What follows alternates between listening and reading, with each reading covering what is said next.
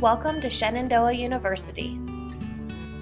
Our program is located on the 2nd and 5th floors of 333 West Cork Street.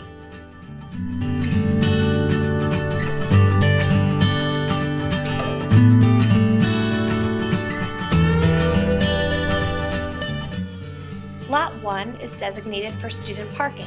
If the lot is full, please park on the street.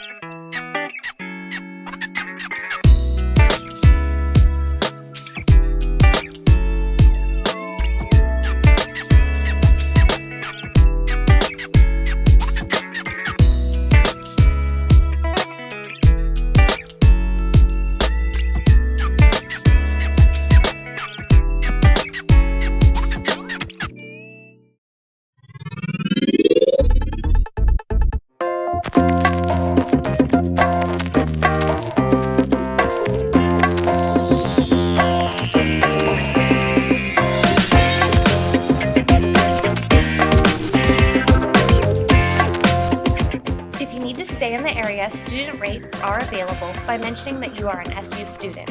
However, we have found the most cost-effective way to book a hotel in the area is by using Priceline.com. We are typically bidding around $48 per night.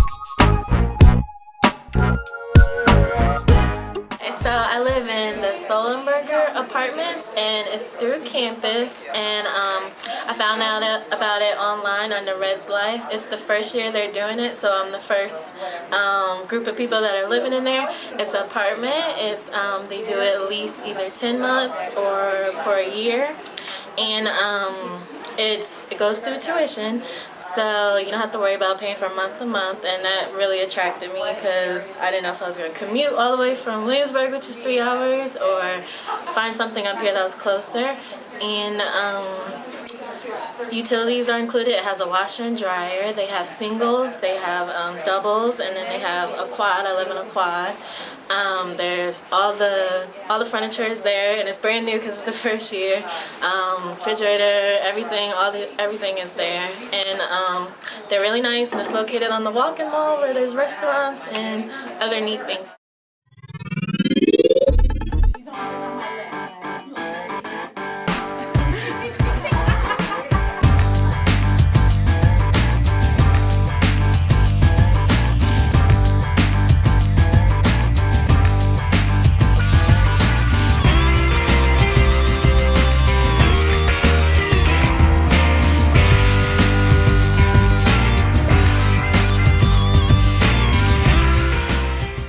The Halloween Party for Special Needs Children is a yearly SUDOT event.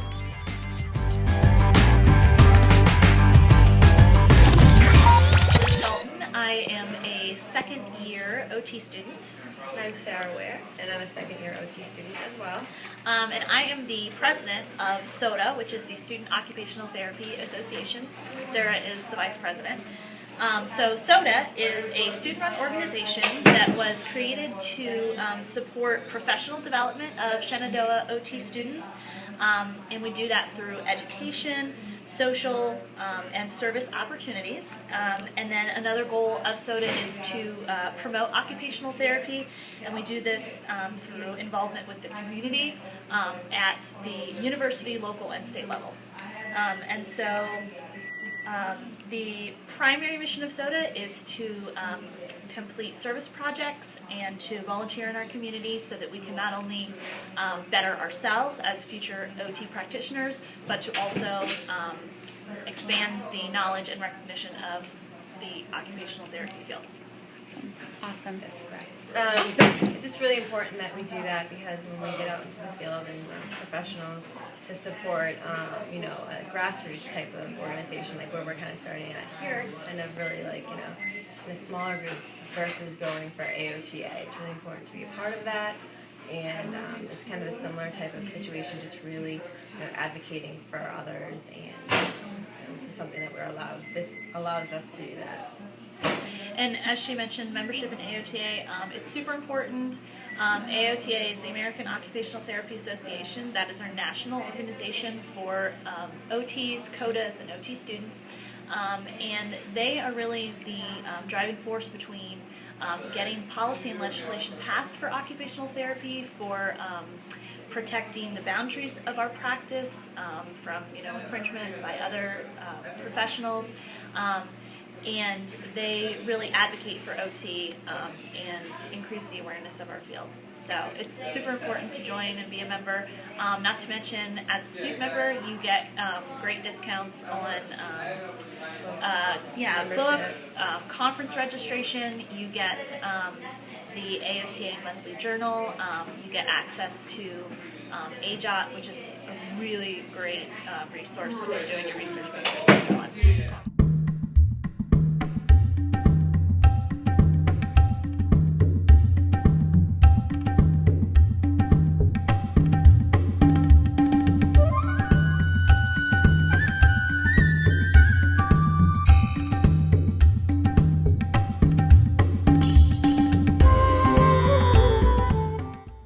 Hello fellow OTs, my name is Lauren Walker and I wanted to tell you guys about a great opportunity that's here on Shenandoah University's campus. It's called GCP, or Global Citizen Project, and you can find information about it on your Blackboard website where all of your courses are located. It's on the tab next to your courses called Community, and then from there click on the tab that's called Global Citizen. You'll find information about how to apply, where to submit the application, and what the commitments would be if you got accepted. When you apply, you must apply blindly. You have to be willing to go anywhere in the world that they send you. Once you figure out if you're accepted, you're not sure where you're going for a few more months, you'll find out at a big convocation where everyone's together. There's about 50 students as well as faculty and staff, and then you'll find out where your destination is as well as who you're traveling with. It's a big surprise. Everyone's really excited. I just went to Mozambique, Africa, and I just returned not too long ago, and it was a life-altering experience. You get to make lots of friends, people from all different majors, backgrounds, ages, that go to the university, as well as get practically a free trip. And the point of the GCP trip is to travel somewhere and get a general overview of a new culture and all of their values and that great experience, and you come back to the university and share it with everyone. You'll have one day during Community Scholarship Day to share all of the information, things that you bought, things that you learned with the rest of the students, and you'll also sit on a panel and answer some questions that anyone may have, just to spread the knowledge and really get the feeling that everyone will gain a global perspective and make us better professionals in the long run. So thanks for listening to what I have to say, and I really hope that everyone checks out the Global Citizen Project. Bye! Hi, I'm Robin, and Casey and Holly have asked me to talk about my experience with Anatomy Lab and the cadavers. I was probably the most terrified person in our class, but I got through it, and if you are squeamish and scared, then I can say you'll be okay, and you will learn things. I learned a lot. Holly asked me to talk about what I wore. I had rain boots and sweatpants from Kmart, and I looked into buying waterproof rain jackets, but they were really expensive, so I decided not to do that. And turns out, if you're careful, you don't really need all that. I was kind of over-equipped for the lab, and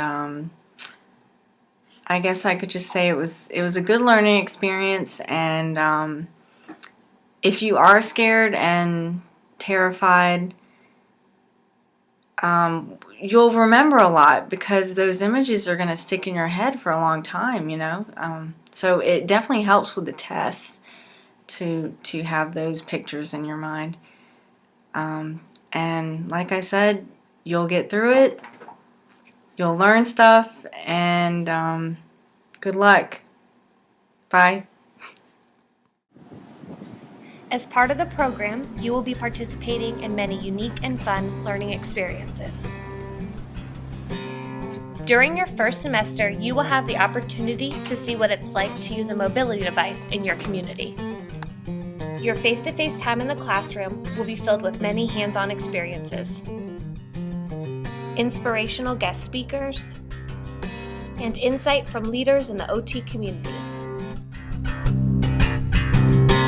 This program will provide you with the opportunity to discover your passions and follow your dreams.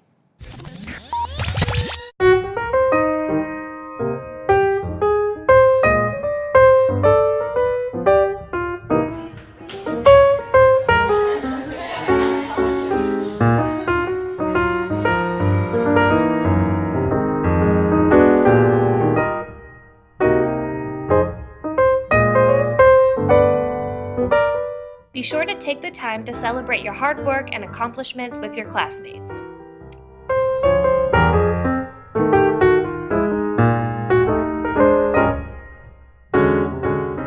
Sure. I'm currently a first-year student in Shenandoah's occupational therapy program. It is a 2.5-year program, so I'll graduate in December 2013. Our program is a hybrid program, which makes it a little bit different from most. That means that our curriculum consists of a lot of online classes and then 1 day a week of face-to-face classes. To do that, we use Blackboard, which is kind of like an organization system. Each of your classes are in a folder, and each class requires discussion boards in which you interact with your class by making a post about a certain topic. We also use iTunes U, which allows us to watch professors. It's a full-time program. I believe that the teachers don't recommend that you work more than 10 hours a week. So for me, it is a full-time job in a sense. I try and keep a strict schedule and set my alarm for 8 every morning, get up and do my work, make sure I sit at my desk from 8 to 5. But that's not to say that it doesn't allow for some flexibility. It is a serious program and definitely very demanding and challenging. Okay, and then the only thing I was going to say is, will you just talk about the interaction with your classmates that you receive? Sure. Since it's an online program, it's probably a little different than a traditional program. This is an online program, so you really only get to be face-to-face with your classmates and your teachers for 1 day a week. However, being a hybrid program and with the use of technology, communication is really simple. Our professors have given us their cell phone numbers even, so you can call or text them, as well as email. All the students, we email one another if we have questions, and also Skype as well we use.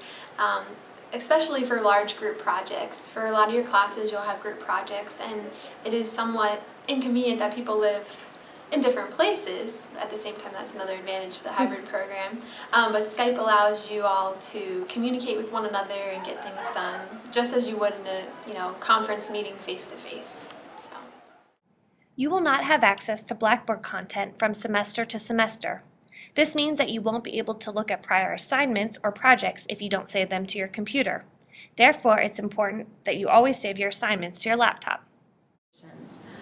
If you are coming in from undergrad, you are at an advantage because you probably are in the academic mindset and you are prepared to come in and do lots and lots of work. Just keep in mind that the expectations here will be different from the ones that you experienced in undergrad. There will be flexibility in some areas that you may not be used to, especially in terms of self-motivated projects and you really getting engaged and involved in the program. But in other areas, you're going to have a lot of expectations that you need to meet, so just be prepared for that. If you haven't been in school in a while, it might be very challenging for you to get back into the academic mindset and just realize that this is a brand new hybrid program, so it's probably significantly different from the one that you experienced. I was out of school for about 5 years when I came back, And this program was completely different in terms of technology. So just be prepared to make those adjustments. And even something such as switching from a PC to a Mac can be kind of a big adjustment when you're trying to get your schoolwork done at the same time. So just kind of be prepared for that. One thing I wish I would have known is that a lot of our textbooks are used for multiple semesters and multiple years, so I would definitely recommend buying them instead of trying to rent them. I know some people who rented them and they had to return them, but now they need them for other things, so I would definitely recommend buying them. Yeah, I think having a carpool would be really helpful. Like Kim and I and another student all have a 3-person carpool, and it's really nice to go with other students in the morning. Keeps you awake in the car. You save money. Save a lot of money on A lot of gas. gas. Yeah. We can study together. Study Yeah, that's a anatomy big thing. flashcards. Anatomy and neuro. I don't think I would have passed anatomy without you guys. Study the flashcards. Perfect. So our lunch is about 45 minutes. Most of us bring our lunch though because it's kind of a limited time. You can walk to Subway or get Dunkin' Donuts or even Baskin Robbins, which is like a 2-minute walk. But since it's not that much time, it's easier just to bring your lunch. And we do have a cafeteria, but your food isn't that great. So you're probably better off just bringing your lunch. I don't know. We can do that. Okay, we're going to talk about some tips on how to avoid eye strain today. And we want to talk about, I guess there are a few things you can do. One, you can reduce eye strain by following the 20-20-20 rule. And what that is that as you're working on a paper, working on your computer, you want to look up from your computer every 20 minutes, at least for 20 feet away for 20 seconds. So just as you're writing your paper, time goes by and you don't realize where it's gone, and you just want to keep an eye on the clock and look up, and hopefully that'll help your eyes, give them some relief. The next thing is to take breaks when you're sitting down. Like I said, time does get away from you, so get up, walk around, and focus on something outside. Of course, there are no windows in that most of the classrooms on the second floor. So maybe when you can, go up to the 5th floor, go down to the one of the floors on the ground level, and take a break. Let your eyes readjust to some natural sunlight, and hopefully that'll reduce your stress. Hopefully. You're going to want to avoid glare on your computer. If that's something that you can do, that's probably something you can control at home, maybe not necessarily in the classroom. Another thing that you can do is with your MacBook that you're probably using right now, you can use the Command key and also the subtract or the plus key. And what you can do with that is make the screen larger or smaller depending on what your need is. And maybe as your day goes on, you need to make your text larger. So you can just control it with that. That might help your eyes, so you're not, trying to focus in on tiny little print. Help you there.